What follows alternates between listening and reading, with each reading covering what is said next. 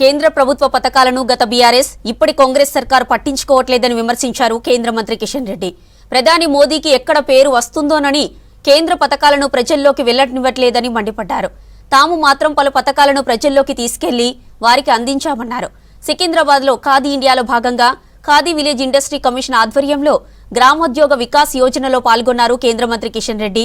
600 మంది నిరుద్యోగులకు మిషనరీని పంపిణీ చేశారు.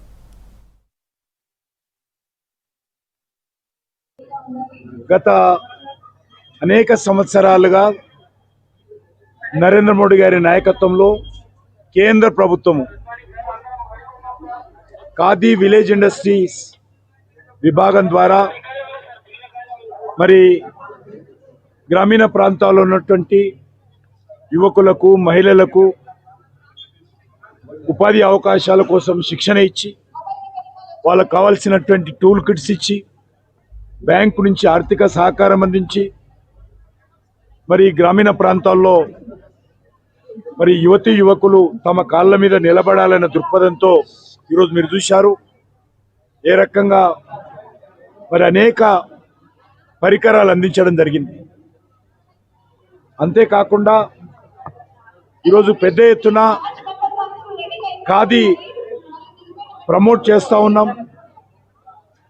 గ్రామీణ ప్రాంతాల్లో ఉన్నటువంటి చేనేత కార్మికులను ఆదుకోవాలనే దృక్పథంతో గతంలో ఎన్నడూ లేని విధంగా ఈరోజు ఖాదీ అమ్మకాలు పెరిగిన విషయం మనవి చేస్తా ఉన్నాను.